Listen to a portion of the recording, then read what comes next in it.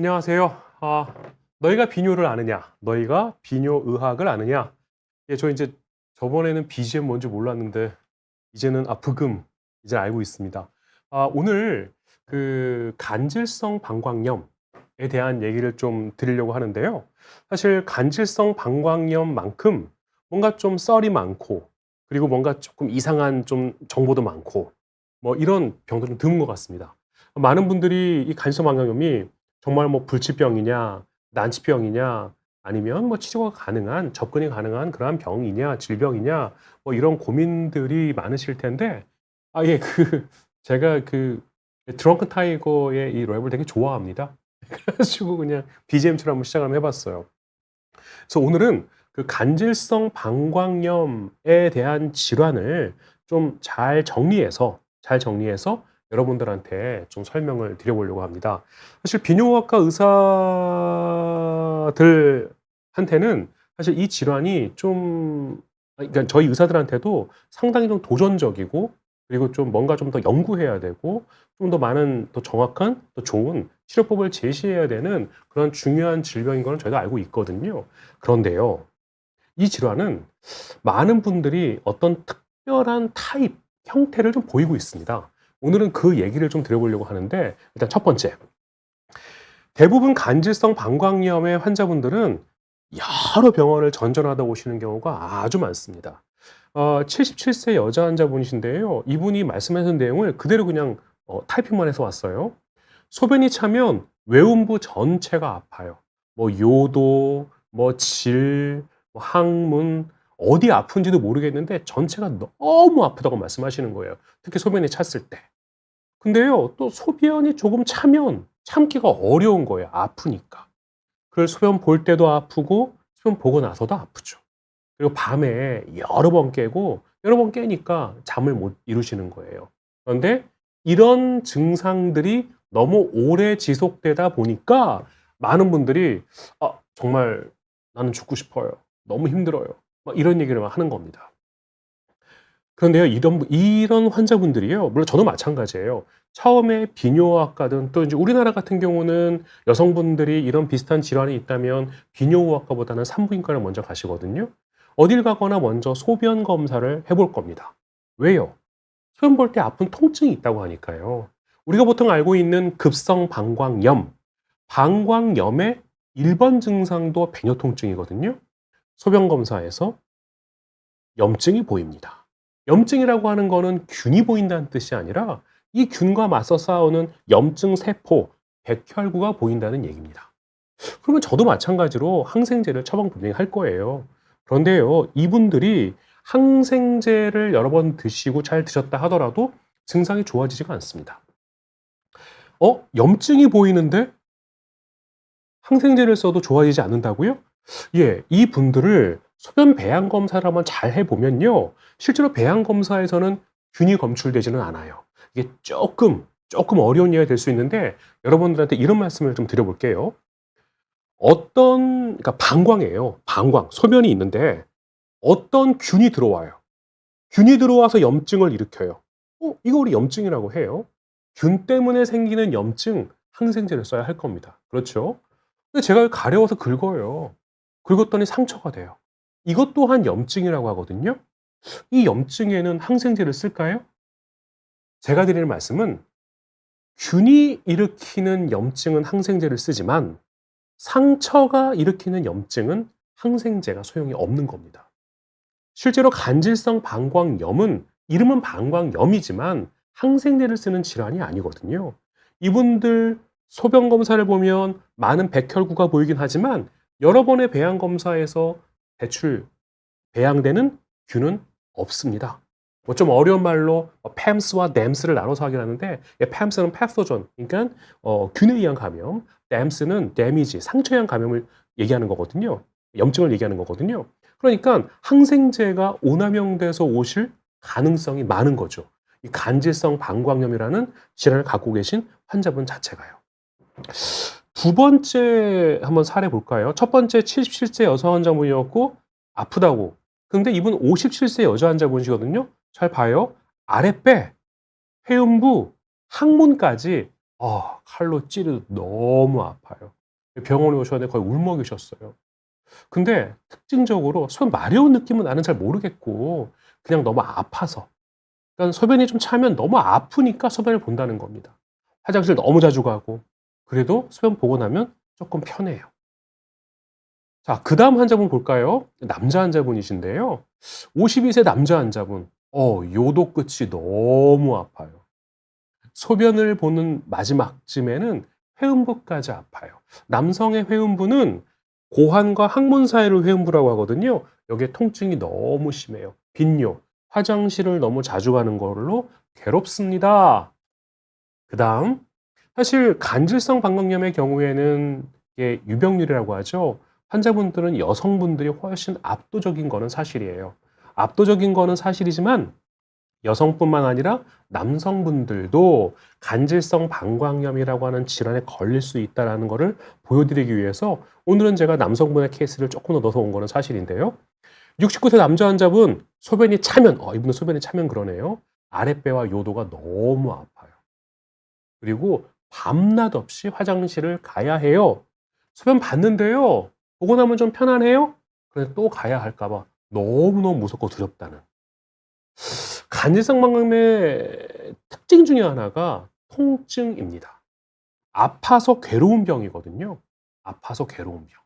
이 아파서 괴로운 병을 갖고 계실 때에는 비뇨기과 의사는 기본적으로 소변 검사도 해볼 거고 뭐 필요하면 초음파도 볼 거고 너무나 당연하게 배뇨일지라고 하는 일기도 써볼 거고 소변 보는 패턴도 확인할 텐데요. 가장 결정적인 검사가 바로 여러분 앞에 있습니다. 지금 저거는요, 우리가 방광 내시경이라고 하는 검사거든요. 요도를 통해서 이게 요도로 들어가는 그런 내시경이 있어요. 예전에는 경성 딱딱한 게 들어갔는데 요즘은 연성, 이렇게 플렉스블이 들어가서 좀 더 편안하고 그리고 이제 여성분들은 요도가 짧아서 사실 저는 뭐 이렇게 수면 없이 내시경을 보곤 하는데 남성분들은 좀 요도가 길고 또 이 병의 특징이 방광의 소변이 찰 때 통증을 호소하시는 분들이 호소하시는 경우가 많기 때문에 저는 보러 남성분들은 가급적 수면 상태에서 이렇게 내시경을 보려고 하거든요. 실제로 수면 상태에 있다 하더라도 통증이 너무 극심해서 그냥 내시경 보려면 방광에 소변을 좀 만들어야 되거든요. 깨끗한 생리식염수를 좀 채워서 요렇게 좀 조금만 차도 수면 상태에서 잠이 깰 정도로 그렇게 아파하세요. 근데 조금 어려우시죠? 지금 첫 번째 우리 그 왼쪽 여기에 보이는 저 가운데 보이는 거를 궤양이라고 표현합니다. 우리 표현으로는 뭐 험너스 얼서라고 표현하는데 지금 오른쪽 왼쪽 사진 다 그 궤양의 모습을 보고 계신 거예요.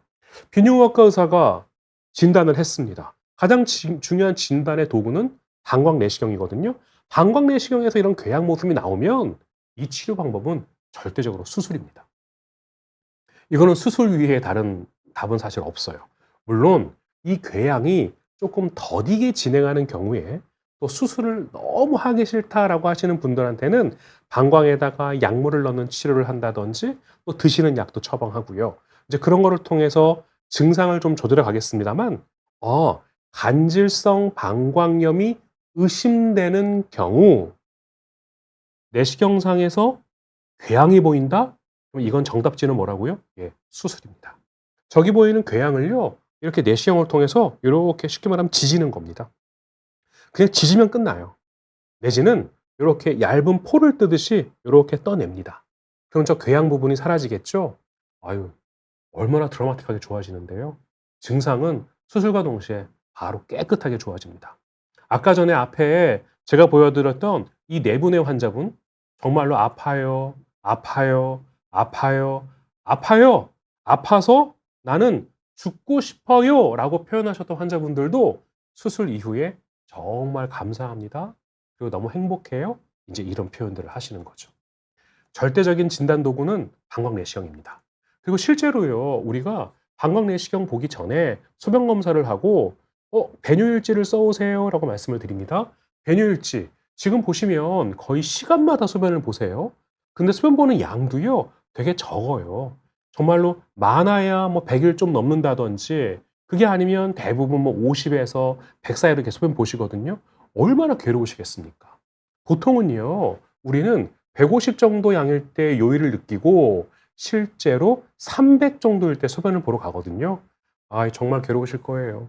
그리고 오른쪽에 보면 저게 요석 검사라고 해서 소변 패턴을 보는 검사거든요. 소변 패턴을 좀 이렇게 좀 생소하신 분들이 많을 텐데 맨 위에 보면 이제 voided volume이라고 해서 이분이 얼만큼 소변을 봤습니까에 대한 양인데요. 이 양이 69.5밖에는 안 돼요. 69.5. 너무나 괴로우셨겠죠. 이런 분들을 우리는 수술로서 치료를 합니다. 제가 슬라이드를 조금 앞으로 좀 돌려볼게요. 영어로 있어서 너무 좀 송구합니다.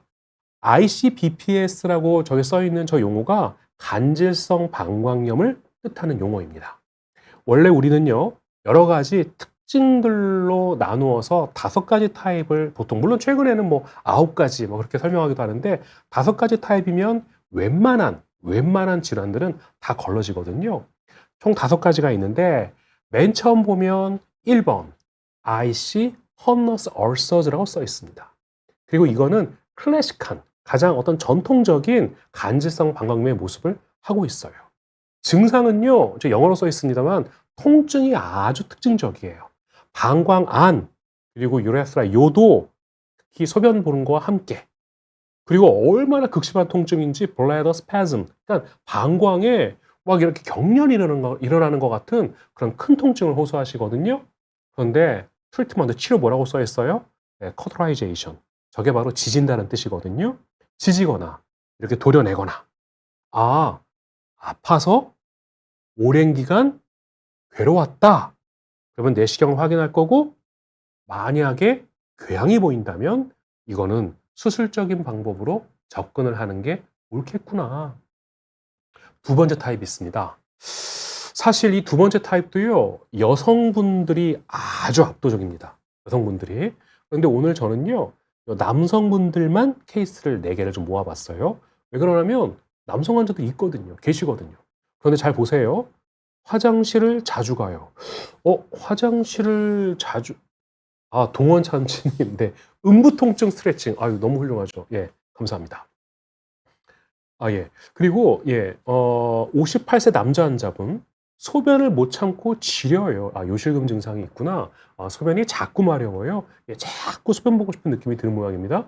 지금 저 2가지 증상을 보면, 이게 과연 간질성 방광염이 맞는지 대단히 헷갈립니다. 62세 남자 환자분이세요. 야간요, 밤에 소변 마려워서 깨는 걸로 힘들다고 말씀하셨고, 간질성 방광염의 특징, 소변이 마렵다라고 하면 아랫배가 아프다고 하셨습니다. 20세 남자 환자분, 소변을 참으면 아프대요, 여전히. 빈뇨, 화장실을 자주 가는 걸로 힘들대요.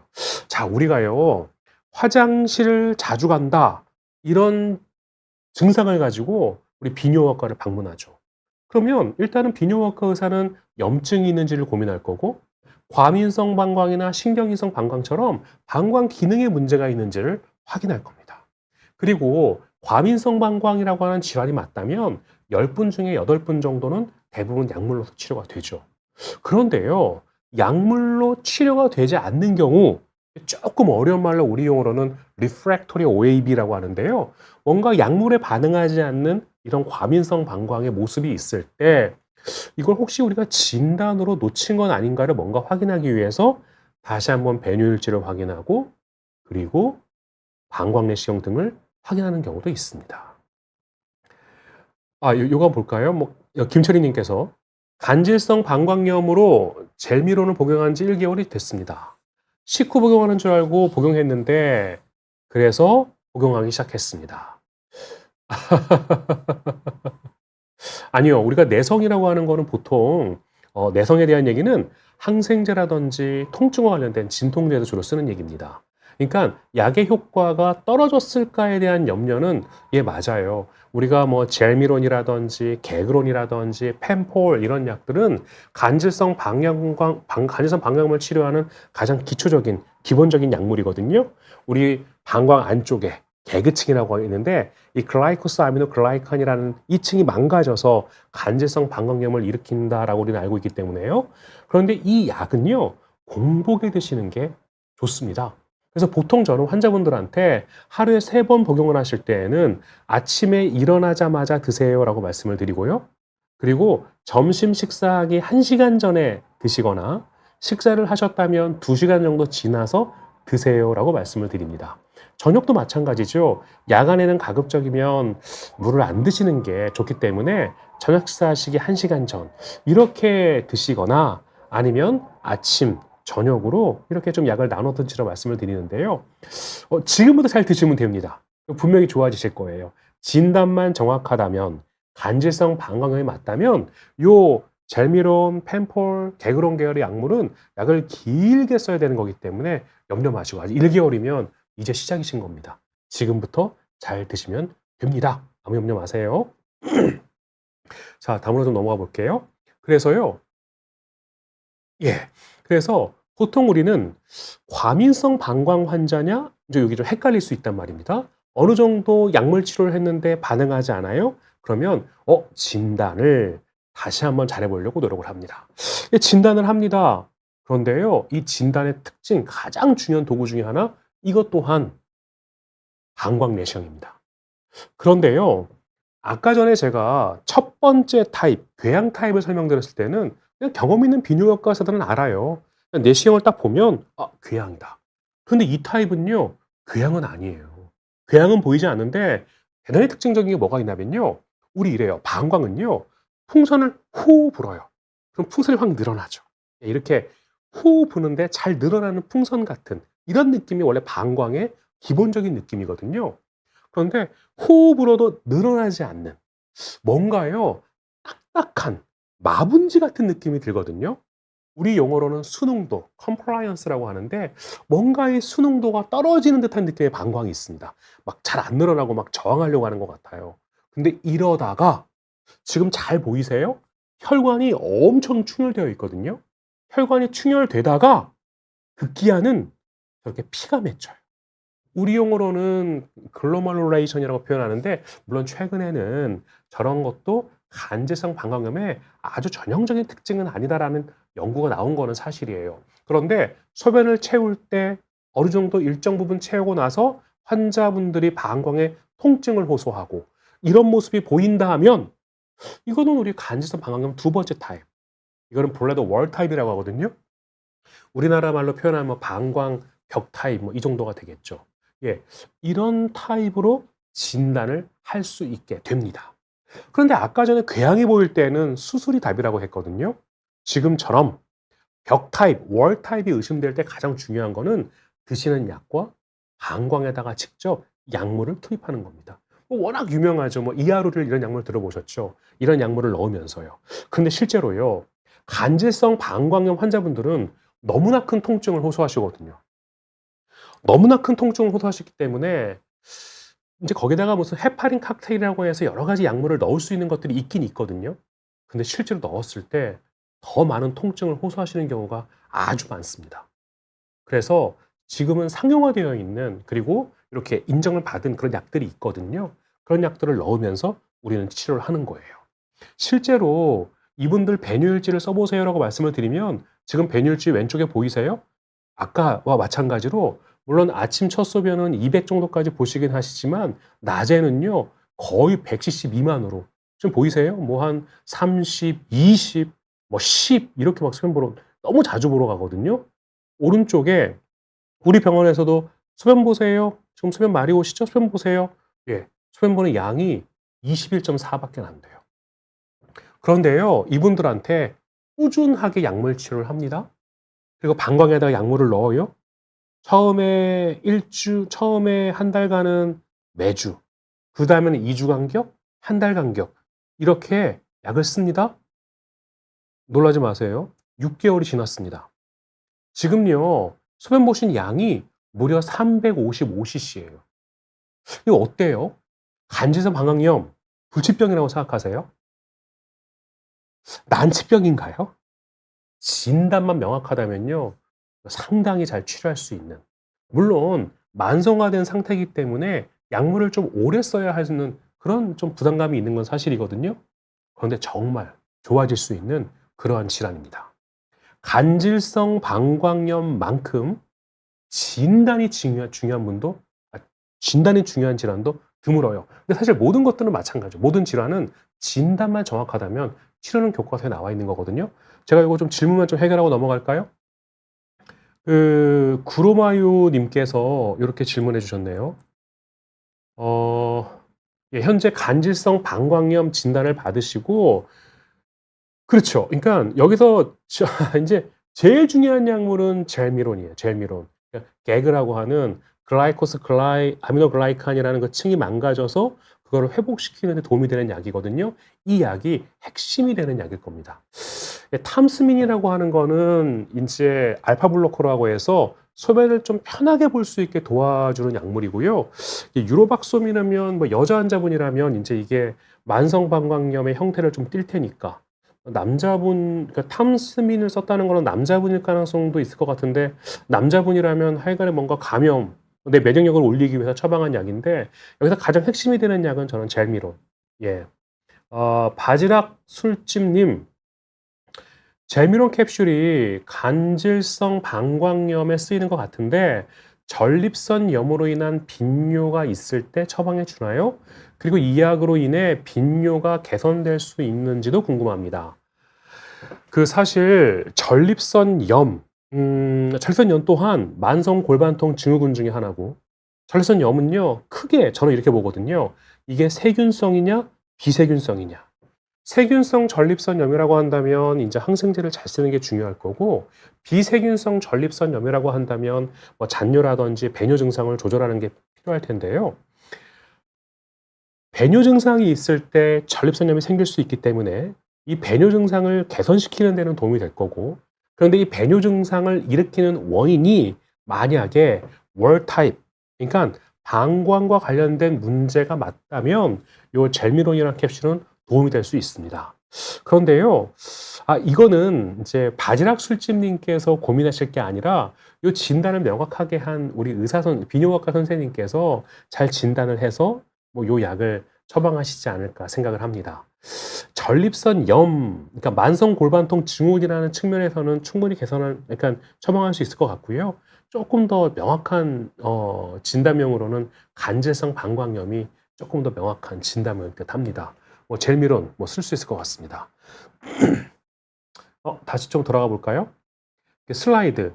지금 아까 전에 제가 처음 이제 보여드렸던 슬라이드에 다시 좀 돌아왔는데요. 제가 5가지 이렇게 세부 형태로 있다라는 말씀을 드렸고 아까 1번을 설명드렸습니다.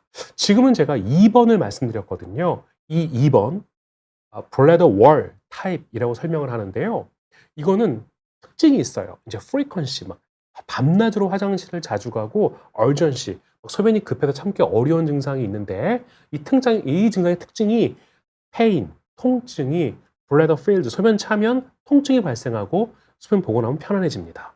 트리트먼트에 뭐라고 써 있나요? 뭐 리도케인 뭐 다 써 있지만 세 번째 보면 OTC나 오랄 메드 그러니까 먹는 약이 중요하고 그렇죠.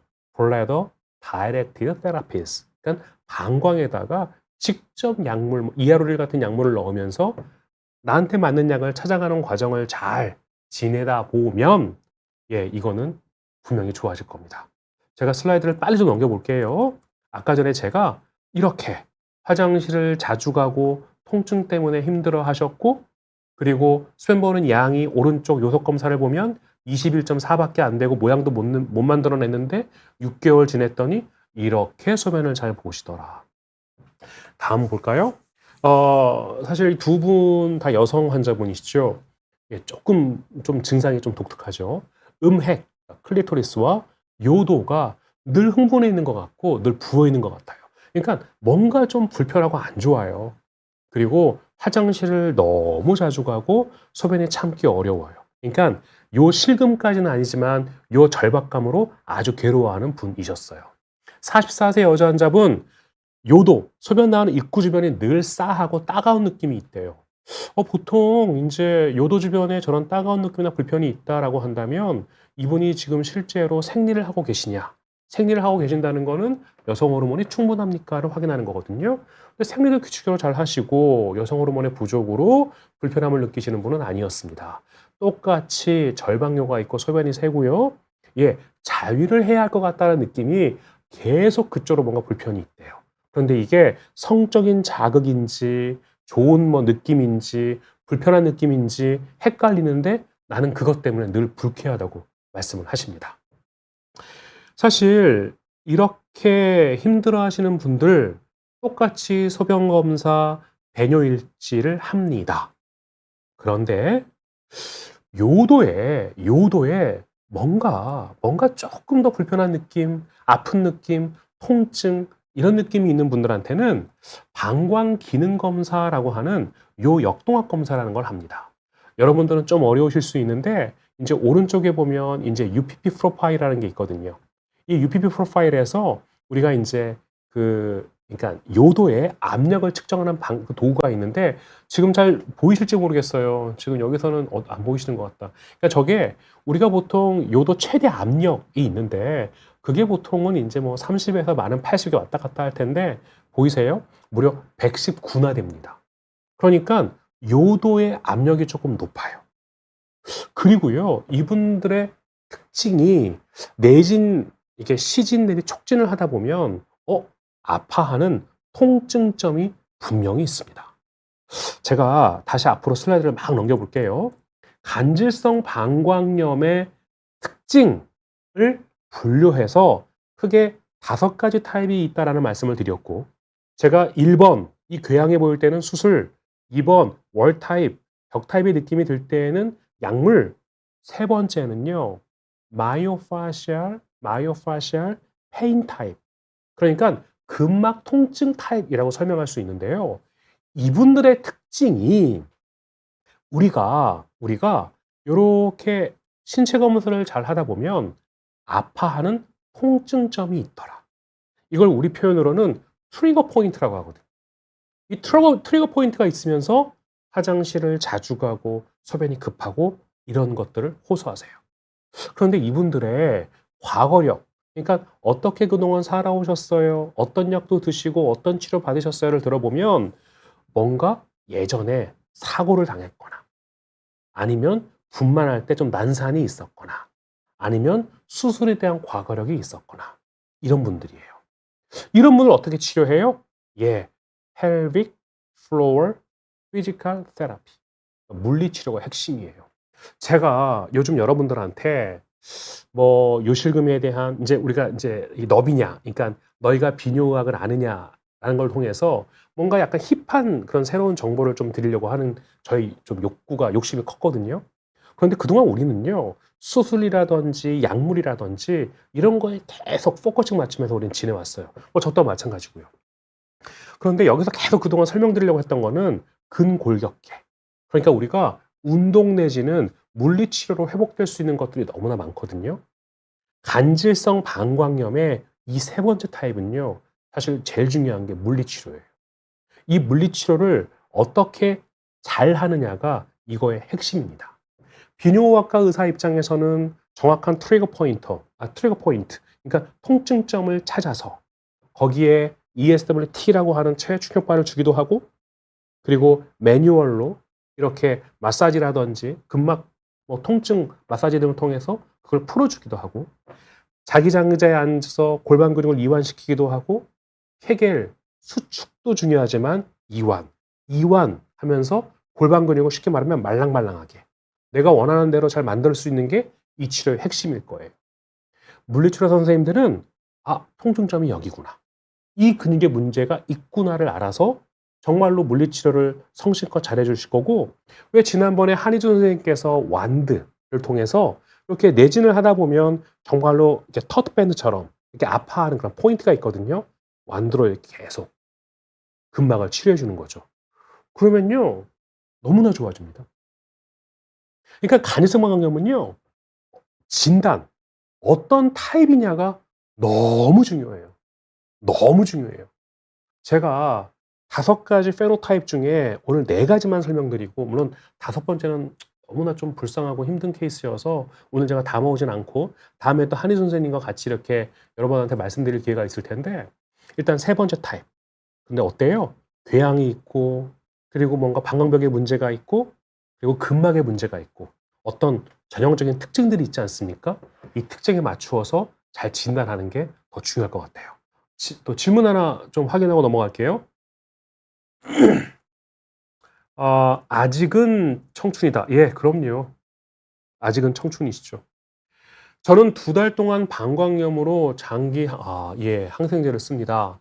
항생제를 끊은 지 일주일도 안 돼서 증상이 나타났고 아랫배 통증도 있다고 하니 약 주셨습니다. 세균은 안 나왔다고 네. 저는요 사실 참 이제 어떻게 될지 모르겠는데 2달 동안 항생제 쓰는 일은 여성분이시라면 없습니다. 없어요.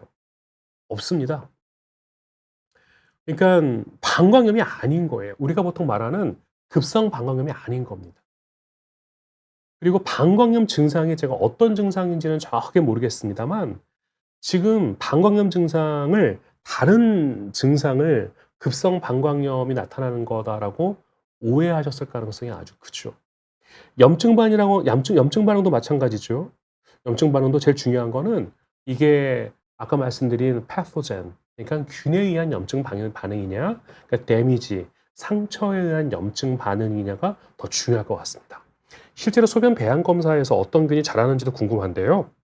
우리가 돈요관을 삽입해서 방광에서 직접 제대로 채취한 소변이라면 아마 균이 배양되지 않았을 가능성도 분명히 있습니다. 또 세균이 안 나왔다고 하시니까요. 이거는 방광염이 아닙니다. 물론 간질성 방광염일 수도 있고요. 그리고 과민성 방광 같은 우리가 그냥 알고 있는 기본적인 배뇨장애일 수도 있습니다. 그래서 저는 이분께 정확하게 소변 검사를 한번 좀 잘 해보시고 배뇨일지라고 하는 일기를 먼저 써보시는 게 좋을 것 같습니다. 배뇨일지를 써서 보면요. 경험에 있는 비뇨기과사는 압니다. 아, 이분 뭔가 좀 내시경 같은 거를 봐야겠다. 아, 아니네. 이거는 그냥 이런 질환이네. 그러니까 항생제를 오래 쓴 건 너무 안타까운 일인 거고요. 근데 간질성 방광염의 가능성도 있어 보인다. 이렇게 말씀을 드립니다. 456번 환자분이시네요. 간질성 이건가요? 예, 제가 뭐 해야 되죠? 예. 간질성 방광염 약을 복용하는 동안 효과가 없으면 어떻게 해야 하나요? 스트레스로 더 심해질 수 있나요? 그런데요, 간질성 방광염, 제가 이제 아까 전에 오늘 3가지 타입까지 말씀을 드렸습니다만 5가지 타입이 있거든요. 일단 그 타입에 대한 진단이 정확했다면 이제 시간이 해결해 줄 겁니다. 효과가 없다면 제대로 진단이 됐는지를 확인하는 게 더 필요할 거고요. 그리고 나한테 맞는 약, 나한테 맞는 치료법을 잘 선택하다 보면 분명히 효과가 있을 겁니다.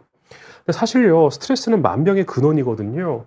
이제 전문가 입장에서 물론 스트레스 때문에 더 심해질 수 있죠. 그런데 스트레스가 이 질환의 전부이다 이런 건 아니고요. 스트레스 관리 분명히 중요할 겁니다. 이제 4번째 타입으로 한번 넘어가 볼까요? 48세 여자 환자분이세요. 소변을 느끼는 게 둔해져요. 그러니까 이겁니다. 내가 지금 소변을 보고 싶은 건지 아닌 건지도 구분이 좀 어렵다고 표현하셨고요. 그리고 소변을 평소에 많이 참는데요. 근데 실제로 늘 오줌 마려운 상태이기 때문에 나는 참고 있다고 생각을 하시는 거거든요. 급박력, 그리고 참지 못해 소변 새는 요실금이 있으세요. 소변을 보고 나면 뭔가 좀 찌릿하고 보세요. 소변을 보고 나면 찌릿하다고 표현하시거든요. 이 찌릿을 통증으로 인식합니다. 찝찝해요를 통증으로 인식합니다.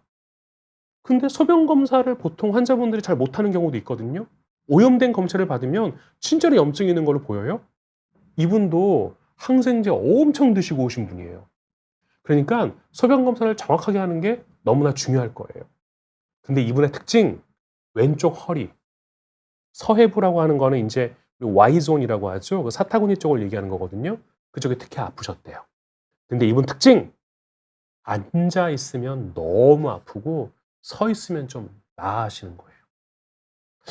이분도 우리가 배뇨일지를 확인했고 정확한 소변 검사를 했고, 근데요, 지금 보시면 찌릿하고 찝찝한 것 때문에 내시경을 보긴 했지만 특징적인 표현은 없었어요. 다시 우리가 앞으로 한번 착 돌아가 볼게요. 우리가 간질성 방광염에는 총 5가지 타입이 있는데 물론 9가지 뭐 여러 가지 분류하긴 합니다. 저는 이제 이 타입으로 치료를 하고 있고 뭐 대부분 여기 안에 들어가니까요. 네 번째, 뉴랄지아 페노타입, 뉴랄지아 그러니까 신경병성 어떤 신경병증 타입 이렇게 설명할 수 있겠는데요. 이거는요. 신경이 눌리는 문제예요. 우리 보통 허리 디스크라고 하죠. 이렇게 뭐 목 디스크나 허리 디스크처럼 신경의 압박에 의한 신경 손상에 의한 근데 아주 특징적인 신경병증이 있어요. 보통은 앉을 때 막 탄느탕 통증, 막 찌르는 너무 아파하시는 거예요. 이것도요, 치료가 물리치료사 선생님의 어떤 개인적인 영향이 너무나 중요하죠. 좋은 분을 만나는 거예요. 트리트먼트 보면 피지컬 테라피 그리고 너브 페인, 너브 블락이라고 하는 게 그러니까 우리가 통증을 이렇게 신경 차단술을 하는 거예요. 그러면 이것 또한 충분히 좋아질 수 있는 그런 질환이죠. 근데 뭐가 중요해요? 어, 자극하는 요인이 뭐지? 아, 어느 레벨에서 문제가 있고 어떤 신경에 문제가 있지? 이거를 찾아가는 게 너무 중요해요. 제가 요즘요, 여러분들한테 힙한 비뇨학이라고 설명하고 있는 가장 핵심은요, 우리 근골격, 근육의 힘을 아는 거예요. 잘 생각해 보세요. 우리가요, 골반 아래 근육, 골반 저 근육, 이 골반 근육이 너무나 강직돼 있고 경직돼 있다고 해보세요. 그러면 통증 생길 수 있습니다. 그거를 말랑말랑하게 부드럽게 만드는 게 핵심이에요.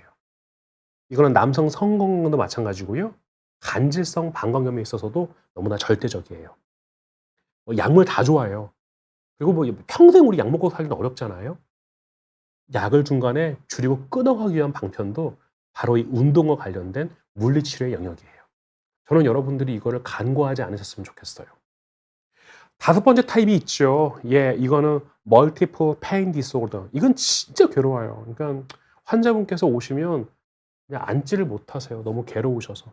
근데 요 다섯 번째 타입에 대해서는 우리가 2주 뒤에 불치병, 난치병, 완치병, 간이성 방광염에 대해서 다시 한번 우리 한희 선생님과 같이 얘기할 기회가 있을 테니까 요 5번은 일단 제쳐두고 제가 오늘요 완전 정리 간질성 방광염은 크게 5가지 타입이 있는데 궤양이 보이면 수술을 하고 월 타입, 벽 타입의 느낌이 있으면 방광에다 약물을 넣고 드시는 약을 잘 처방하고 그리고 근막에 어떤 문제가 있고 통증점이 있다면 물리치료 영역 그리고 신경병과 관련된 통증 모습이 있다면 어떤 신경에 문제가 있어서 물리치료와 그리고 신경 차단술을 통해서 건강과 행복한 그런 시간을 만들 수 있겠다라는 설명을 드렸습니다. 여러분 간질성 방광염 막 무슨 뭐 카페도 있고 막 여러 가지 막 썰이 많은 그런 병으로 제가 알고 있어요. 그리고 저는 환자분들한테 이런 말씀 드립니다. 혹시나 궁금한 점이 있다면 꼭 메모를 해서 저한테 다 물어보세요라고 말씀을 드리거든요. 그러니까 너무 이렇게 여기저기 막 널려져 있는 그러한 뭔가 물론 정확한 정보일 수도 있지만 정확하지 않은 정보 때문에 때로는 상업적인 정보 때문에 너무 마음고생하지 마시고요. 예, 전문가 통해서 확인하시고 나한테 맞는 치료 방법인지를 판단하시는 게 저는 좋을 것 같습니다. 예, 좀 뭐 대답을 좀 해볼까요? 우리 홍서희님, 방광염으로 2주에 한 번 약물 예 있습니다. 2시간은 소변 예. 일단 우리가 방광염으로 치료합니다. 그런데 이 방광에다가 약물을 넣는 치료는 크게는 재발하는 만성적인 방광염, 그러니까 재발성 요로감염이 있을 때 내지는 간질성 방광염이 있을 때 요 뭐 이하롤 같은 약물을 넣고 있는 거를 말씀하시는 것 같은데요. 뭐 2시간 동안 참으실 필요는 없습니다. 보통 뭐 방광 약물 넣고 몸 돌리는 시간이 1시간 정도 이렇게 소요가 될 테니까 그냥 1시간 정도 지나서 이렇게 편하실 때 뭐 소변을 잘 보시면 되겠다. 뭐 2시간까지 참으실 필요는 없을 것 같아요. 그런데 만약에 만성 방광염으로 뭐 네오로닌 같은 그런 항생제를 주입하는 경우라면 이제 2시간에서 4시간 정도는 소변을 참아야 하는 경우가 있거든요. 근데 간질성 방광염이라고 한다면 꼭 그렇게 뭐 그럴 필요 뭐 2시간까지 참을 필요는 없습니다. 그리고 기훈이 형. 예, 기훈이 형 간질성 방광염이세요? 개그론 하루에 3번 드시는군요. 예, 속이 너무 안 좋으시죠? 그런데 간질성 방광염이 맞다면 일단 약 잘 드셔야 합니다. 어 보통 속이 안 좋은 분들한테는 뭐 위장관 보호제를 섞어서 드리기도 하는데요. 보통 이제 우리 공복에 좀 드셔야 하면 흡수가 잘 되고 더 좋은 건 사실인데, 정말 속이 너무 힘들다면 식사하시고 2 시간이 아니라 식사하시고 1 시간 정도 지나서 약 드시라고 말씀을 드리거든요. 그러니까 이분은 약 드시는 게 더 중요합니다. 간질성 방광이 맞다면. 네. 너무 힘드시겠지만 약 잘 드시면 좋겠습니다. 오늘 좀 저희가 뭐 이렇게 무슨 좀 뭐라고 말하죠? 무슨 이게 장비의 문제 때문에 제가 좀 늦게 시작을 했는데요. 오늘 간질성 방광염을 한번 잘 정리를 한번 해 봤습니다. 여러분, 이제 더 이상 뭐 난치병, 불치병이라고 말하기에는, 예, 이제는 우리가 완치를 향해서 갈 수 있다. 어 예, 방광에 좋은 운동을 이제 굳이 말씀을 제가 드린다면, 일단은 근데 간성 방광염이 맞다면 이제 이거는 케겔 운동을 하지 말아야 될 경우도 있거든요. 그래서 일반적으로 참 좋은 운동을 말씀드리기 좀 애매하긴 한데요. 기본적으로 과민성 방광 환자라고 한다면 케겔 운동, 그러니까 수축을 잘 하는 게 상당히 중요합니다. 그러니까 골반저 근육을 잘 수축시키는 게 중요하고요. 간질성 방광염 이 경우에는 이제 좀 잘 반대로 이완하는 그런 운동을 하는 게 좀 도움이 될 거고요. 그리고 뭐 보통 이게 아랫배를 좀 따뜻하게 한다든지 뭐 좌욕 내지 반신욕 같은 거 하면 도움이 될 거고요. 좋은 운동, 그리고 뭐 우리가 보통 말하는 코 운동 같은 거 있지 않습니까? 이 코를 만드는 운동을 하시는 거 도움이 될 거고, 만약에 뭐 성인이시라면 일상생활에 우리가 가자는 범위 내에서 건강하게 성생활을 하시는 것도 아마 도움이 되실 겁니다. 기운이형, 예, 유유, 예, 뭐 저도 좀 뭐 이런 말씀드리면 너무 송구한데, 일단은 진단이 정확하다면 약을 잘 드시는 게 중요하고, 만약에 위장관에 불편함이 있다라고 한다면 약을 드시는 복용 시간을 좀 조절해 볼 것이고, 좀 그래도 어려우면 위장관 보호제와 함께 약을 드시기를 권유드립니다. 예, 여러분의 비뇨기 건강을, 그리고 일반적인 건강 또한 늘 염원합니다. 너희가 비뇨를 아느냐? 오늘은 여기까지 하겠습니다. 2주 뒤에 다시 뵙겠습니다. 감사합니다.